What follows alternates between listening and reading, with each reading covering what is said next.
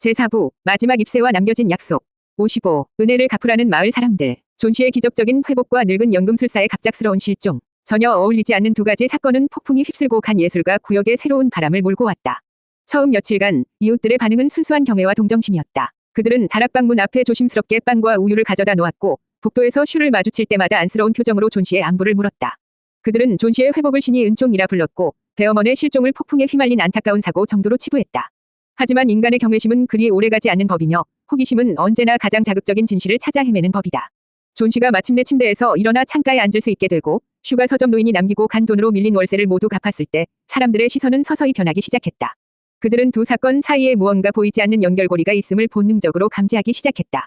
가장 먼저 소문을 퍼뜨리기 시작한 것은 세탁부 안악내였다. 그녀는 폭풍이 몰아치던 밤 창문 틈으로 배어머니 옆 건물 담쟁이 덩굴 아래에 한참 동안이나 서 있는 것을 보았다고 떠벌렸다. 그 후 푸죽간 주인이 그날 밤 다락방에서 기이한 빛이 새어나오는 것을 보았다는 말을 덧붙였다.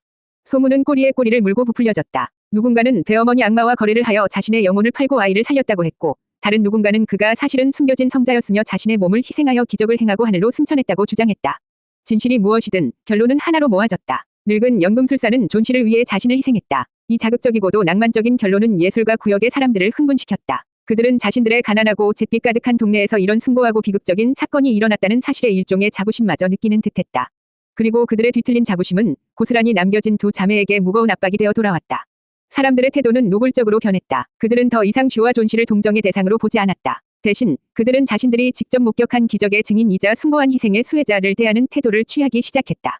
그들의 친절에는 이제 당연하다는 듯한 요구가 섞여 있었고 그들의 말 속에는 은연중의 은혜라는 단어가 반복해서 등장했다. 저 아이를 보게나. 저토록 창백했던 아이가 저렇게 창가에 앉아 햇볕을 쬐다니. 모두 배어먼 영감님의 은혜지. 그렇고 말고. 슈, 너희는 정말 복받은 거야. 한 사람의 평생이 담긴 은혜를 받았으니 앞으로는 그 빚을 갚는다는 마음으로 살아야 한다. 은혜, 빚, 그리고 갚는다는 것. 배어먼이 그토록 경고했던 단어들이 이제 마을 사람들의 입을 통해 매일같이 자매의 삶 속으로 파고들기 시작했다. 그들은 마치 자신들이 배어먼의 유산을 관리하는 관리인이라도 된 것처럼 행동했다. 그들은 존 씨의 회복을 자신들의 일처럼 기뻐했지만 동시에 그 회복에 대한 지분을 주장하고 있었다. 슈는 그들의 변해가는 눈빛 속에서 배어먼이 말했던 족쇄의 실체를 똑똑히 보았다. 사람들은 존 씨가 더 이상 평범한 소녀로 살아가기를 원하지 않았다. 그들은 존 씨가 희생의 상징이 되어주기를, 자신들의 잿빛 일상 속에서 위안을 얻을 수 있는 살아있는 성녀가 되어주기를 바라고 있었다. 그들의 선의로 포장된 시선은 이제 존 씨의 남은 삶을 재단하고 구속하려는 보이지 않는 감옥이 되어가고 있었다. 슈는 아무 말도 하지 못한 채 그저 미소를 지으며 감사하다고 말할 수밖에 없었다. 그녀의 등 뒤로 다락방 창문 너머에서는 아무것도 모르는 존 씨가 오랜만에 스케치북을 펼쳐 들고 있었다. 56. 귀가 따갑게 반복되는 조언들. 사람들의 은혜를 갚으라는 막연한 요구는 곧이어 아주 구체적이고 집요한 조언의 형태로 변모하여 자매의 일상을 침범하기 시작했다. 그 조언들은 대부분 선의와 걱정이라는 가면을 쓰고 있었기에 슈는 그것들을 무작정 거부하거나 무시할 수가 없어 더욱 고통스러웠다. 존 씨가 처음으로 붓을 다시 잡고 창밖의 풍경을 스케치하기 시작했다는 소문이 퍼지자마자 동네의 화방주인 할머니가 가장 먼저 다락방을 찾아왔다. 그녀는 최고급 물감과 캔버스를 선물이라며 내밀었다. 슈가 정중하게 거절하려 했지만 그녀는 손을 내저으며 인자한 미소로 말했다. 괜찮다, 얘야. 이건 내가 주는 게 아니라 배어먼 영감님을 대신해서 주는 거란다. 그 아이가 다시 그림을 그린다니 얼마나 기쁜 일이니. 이제 그 아이는 자신만을 위해 그림을 그려서는 안 되지. 그 숭고한 희생을 기리고 사람들에게 희망을 주는 그런 그림을 그려야만 한단다. 예를 들면 저 마지막 입새를 그린다거나 배어먼 영감님의 초상화를 그리는 건 어떻겠니? 사람들에게 큰 감동을 줄 게다. 그녀의 말은 부드러웠지만 그 안에는 존 씨의 예술은 이제 공공재가 되어야만 한다는 무서운 강요가 담겨 있었다. 며칠 뒤 존 씨가 슈의 부축을 받아 잠시 골목길로 산책을 나왔을 때였다. 자매를 발견한 이웃들이 마치 약속이라도 한 것처럼 몰려들었다. 푸죽간 주인은 쾌활하게 웃으며 존 씨의 등을 두드렸다. 이야, 꼬마 아가씨, 이제 다 나았나 보군. 그래, 그래야지. 하늘이 도왔고 배어먼 영감님이 도왔으니 이제부터는 그 은혜에 보답하는 의미에서 늘 웃고 늘 긍정적으로 살아야 한다. 다시는 아프거나 슬퍼하는 모습을 보여서는 안 돼. 알았지. 그의 조언은 존 씨에게서 슬퍼할 권리, 아파할 권리를 박탈하는 잔인한 폭력이었다. 존 씨는 그저 어색하게 미소 지을 수밖에 없었다. 세탁부 안악내는 더욱 노골적이었다. 그녀는 슈를 따로 불러내어 아주 비밀스럽고 중요한 충고를 하는 것처럼 목소리를 낮춰 말했다. 슈, 내가 자네를 걱정해서 하는 말인데 존 씨가 다시 예전처럼 너무 자유분방하게 행동하게 해서는 안 되네. 이제 그 아이는 평범한 아이가 아니잖아. 사람들의 시선이 어떤지 알지. 늘 단정하게 옷을 입고 말을 조심하고 경건한 태도를 보여야만 해. 그래야 사람들이 배어먼 영감님의 희생이 헛되지 않았다고 생각하지 않겠나. 그녀의 조언은 존 씨의 삶 전체를 희생에 대한 보답이라는 이름의 연극으로 만들라는 요구와 다름없었다. 그런 조언들은 하루에도 몇 번씩 귀가 따갑도록 반복되었다. 어떤 날은 교회에 목사가 찾아와 함께 기도를 드리자고 했고 어떤 날은 시청의 낮은 관리가 찾아와 이 감동적인 이야기를 신문에 실어 널리 알려야 한다고 설득했다. 그들 모두는 자신들이 선한 일을 하고 있다고 굳게 믿고 있었다. 그들은 존 씨를 위하고 있었고 베어먼의 숭고한 희생을 기리고자 했다. 하지만 그들의 모든 선의는 결과적으로 존 씨의 목에 보이지 않는 족쇄를 더욱 단단히 채우고 있을 뿐이었다. 슈는 그 모든 조언들 앞에서 미소를 지으며 고개를 끄덕이면서도 마음속으로는 베어먼의 마지막 당부를 필사적으로 되새겼다. 누가 뭐래도 내 인생을 살아라. 그녀는 이제 이 모든 선의의 폭력으로부터 동생을 지켜내야만 했다. 하지만 어떻게 이 거대한 세상의 목소리에 맞서 두 자매가 과연 존 씨 자신만의 삶을 지켜낼 수 있을까? 슈는 다락방으로 돌아와 아무것도 모른 채 스케치에 몰두하고 있는 동생의 뒷모습을 바라보며 깊은 한숨을 내쉬었다. 진짜 싸움은 이제 막 시작되고 있었다. 제4부 마지막 입새와 남겨진 약속. 57. 노인의 마지막 유언을 떠올리다. 세상에서는 선해는 때로는 가장 교묘하고 질긴 감옥이 되기도 한다. 슈는 지난 며칠간 그 진실을 뼈저리게 실감하고 있었다. 다락방의 문턱은 닳아 없어질 듯했다. 하루에도 몇 번씩 이웃들은 걱정과 동정 그리고 경건함이 뒤섞인 얼굴로 찾아와 존 씨의 상태를 확인하고 자신들만의 올바른 삶에 대한 조언을 아낌없이 퍼부었다. 그들의 손에는 언제나 빵이나 과일 같은 작은 선물이 들려 있었기에 슈는 그들의 방문을 거절할 명분조차 찾지 못했다. 그날 오후 역시 마찬가지였다. 구역에서 가장 독실한 신자이자 모두의 존경을 받는 방직공장 노조의 대표 부인이 찾아왔다. 그녀는 존 씨가 잠들어 있는 것을 확인하고는 슈를 복도로 불러내어 아주 엄숙하고 진지한 표정으로 말했다. 슈, 내가 밤새 기도하며 생각한 것이 있단다. 존 씨는 이제 평범한 아이가 아니야. 그 아이는 신의 은총과 한 영혼의 숭고한 희생으로 다시 태어난 우리 모두의 희망이란다. 그러니 그 아이가 가진 재능을 더 이상 개인적인 유의를 위해 사용해서는 안 돼. 앞으로는 매주 일요일 교회에 나와 신의 영광을 찬미하는 성화, 성회를 그리는 것이 어떻겠니? 그 아이의 그림을 통해 더 많은 사람들이 희망을 얻고 베어먼 영감님의 거룩한 뜻을 기릴 수 있을 게야. 그것이야말로 은혜에 보답하는 가장 아름다운 길이 아니겠니? 그녀의 목소리는 확신에 차 있었고 그 눈빛은 슈의 동의를 한 치위 의심도 없이 기다리고 있었다. 슈는 입술을 깨물었다. 존 씨에게 성화를 그리라고 자유로운 상상력으로 자신만의 세상을 캔버스에 펼쳐내던 아이에게 정해진 주제와 목적 아래 평생을 봉사하라고. 그것은 존 씨의 예술적 영혼을 죽이는 행위와 다름없었다. 하지만 슈는 차마 싫다고 말하지 못했다. 그녀는 그저 생각해 보겠습니다. 라는 힘없는 대답과 함께 어색한 미소를 지으며 고개를 숙일 뿐이었다. 노부인이 만족스러운 표정으로 돌아간 후 슈는 그대로 복도에 주저앉았다. 온몸에 힘이 빠져나가는 것 같았다. 사방이 벽으로 막힌 기분이었다. 사람들의 선의는 거대한 그물이 되어 자신과 존 씨의 삶을 옥죄어오고 있었다. 그들은 존 씨를 있는 그대로의 모습으로 내버려 둘 생각이 없었다. 그들은 존 씨를 자신들이 원하는 기적의 상징으로 만들고 그 상징을 통해 위안을 얻고 자신들의 믿음을 강화하고 싶어 했다. 그 과정에서 존 씨라는 한 개인의 꿈과 욕망이 어떻게 짓밟히는지는 아무도 신경 쓰지 않았다. 바로 그 순간이었다. 절망감에 숨이 막혀오던 바로 그 순간 슈의 뇌리 속에서 한 장면이 섬광처럼 터져나왔다. 폭풍이 미친 듯이 울부짖던 그날 밤. 낡은 계단 아래 어둠 속에서 문틈으로 스며드는 비바람을 등지고 서 있던 거대한 실루엣. 그리고 폭풍 소리를 뚫고 그녀의 영혼에 직접 와서 꽂혔던 베어먼의 마지막 목소리. 그것은 마을 사람들의 부드럽고 위선적인 조언과는 완전히 다른 거칠고 투박했지만 서늘한 진실의 무게를 담고 있는 목소리였다.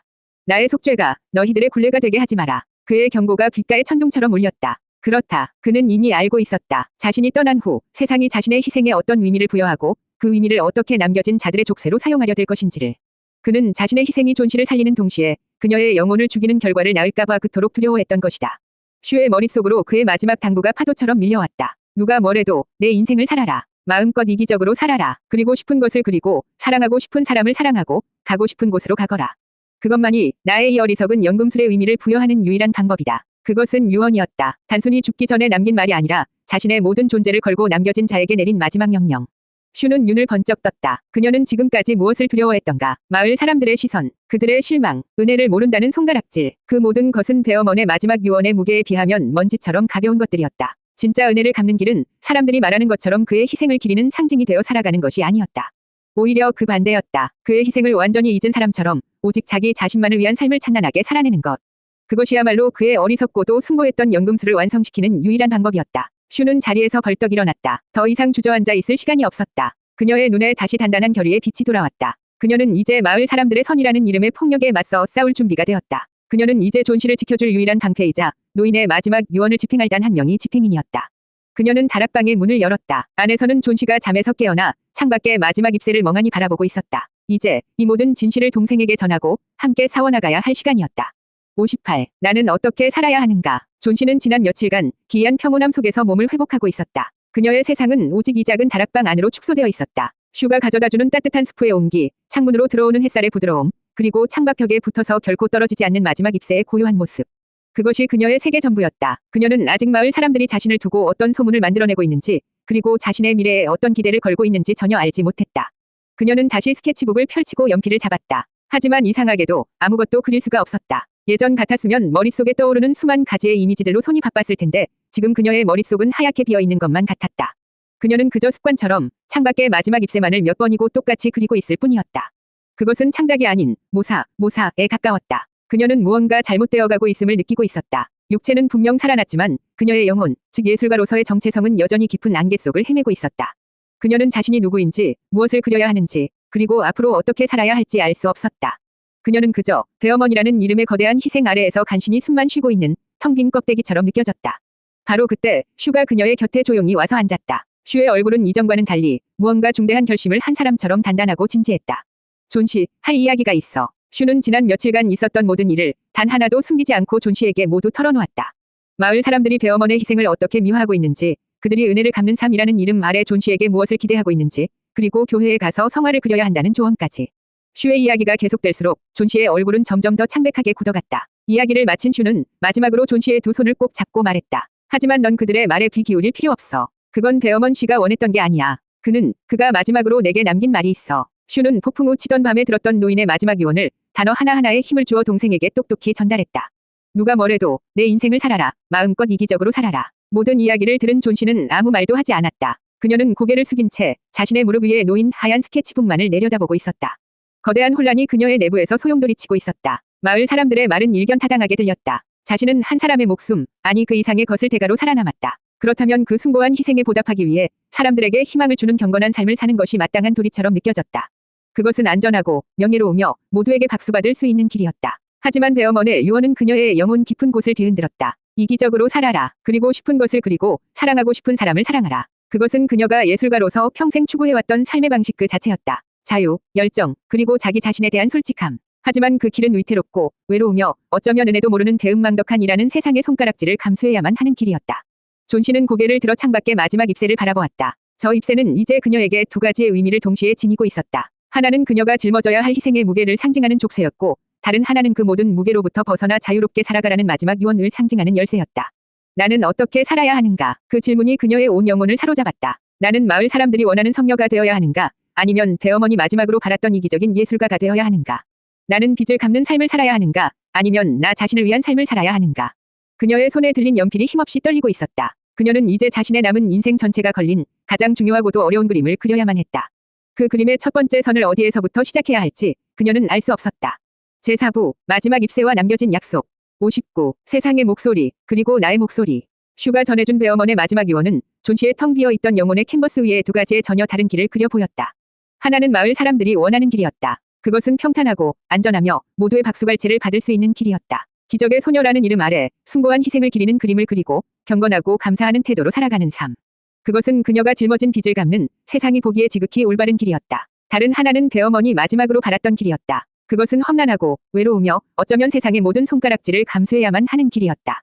그 누구의 기대에도 부응하지 않고 오직 자기 자신의 욕망과 열정에만 충실한 삶. 마음껏 이기적으로 때로는 실수하고 넘어지더라도 자신만의 색깔로 세상을 그려나가는 삶. 그것은 빚을 갚는 대신 받은 생명을 온전히 자기 자신의 것으로 만들어버리는 지극히 자유로운 길이었다. 존 씨는 그 두 갈래의 길 앞에서 며칠 밤낮을 고뇌했다. 그녀는 다시 붓을 들었다. 그리고 먼저 세상의 목소리에 귀를 기울여보기로 했다. 그녀는 화방 할머니가 선물해준 최고급 캔버스 위에 창밖의 마지막 ip새를 그려보기 시작했다. 사람들의 기대에 부응하기 위해 그녀는 최대한 경건하고 숭고한 느낌을 담아내려 했었다. ip새 위에 맺혔던 영혼의 잔재를 신성한 빛처럼 표현하고 그 아래에는 감사의 기도를 올리는 소녀의 모습을 그려 넣으려 했다.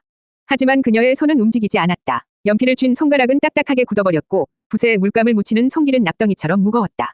그녀의 눈에 비친 마지막 ip새는 더 이상 숭고하거나 아름답게 보이지 않았다. 그것은 그저 한 인간의 모든 시간을 제물로 삼아 부자연스럽게 벽에 고정되어 버린 슬프고 기괴한 박제처럼 느껴질 뿐이었다. 그것을 참미하는 그림을 그리는 것은 그의 희생을 기리는 것이 아니라 모독하는 행위처럼 느껴졌다. 그녀는 몇 번이고 헛구역질을 하며 붓을 내려놓아야만 했다. 세상의 목소리는 그녀의 예술혼과 격렬하게 충돌하며 그녀를 깊은 무력감 속으로 밀어넣었다. 며칠간의 실패 끝에 그녀는 캔버스를 뒤집어 버렸다. 그리고 이번에는 아주 작은 스케치북을 펼치고 오직 자기 자신의 목소리에만 귀를 기울여보기로 했다. 그녀는 눈을 감았다. 그리고 지난 몇 주간 겪었던 죽음의 공포, 퇴색의 저주가 그녀의 영혼을 갉아먹던 감각, 그리고 마침내 삶의 의지를 되찾았던 그 순간의 뜨거운 부끄러움을 떠올렸다.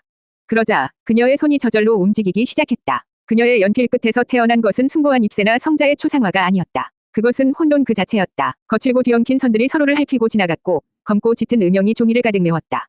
그 안에는 공포에 질려 비명을 지르는 소녀의 얼굴이 있었고 심장을 파고드는 기생충의 형상이 있었으며 모든 색이 사라진 잿빛 세계의 풍경이 있었다.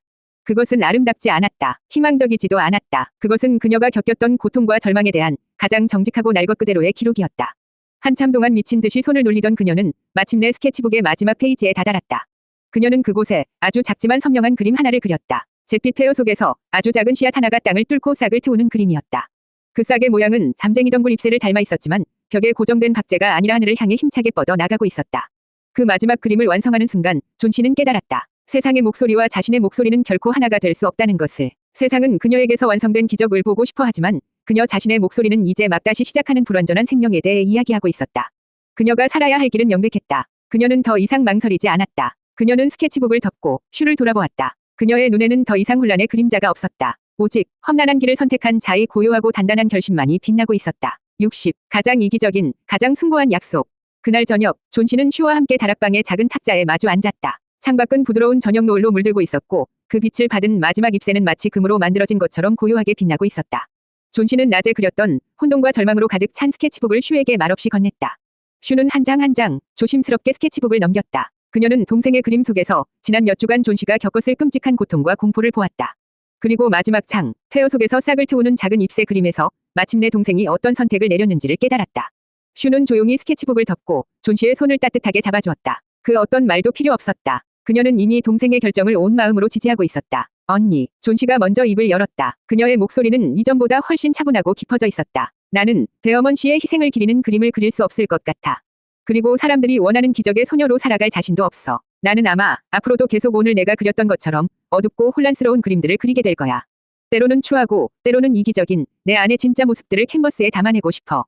알아. 슈가 부드럽게 대답했다. 그게 바로 너니까. 사람들은 나를 보고 은혜도 모르는 배은망덕한 아이라고 손가락질하겠지. 언니도 나 때문에 힘들어질지도 몰라. 괜찮아. 슈의 목소리는 단호했다. 우리는 이제 세상의 목소리보다 더 중요한 약속을 지켜야 하니까. 존 씨는 고개를 끄덕였다. 그녀는 자리에서 일어나 창가로 다가갔다. 그리고 창문을 열어 차가운 저녁 공기를 들이마셨다. 그녀는 더 이상 마지막 잎새를 두려움이나 부채감의 눈으로 바라보지 않았다. 그녀는 이제 그 잎새 안에 잠들어 있는 한 고독한 연금술사의 영혼을 향해 자신의 마지막 약속을 전하려 하고 있었다.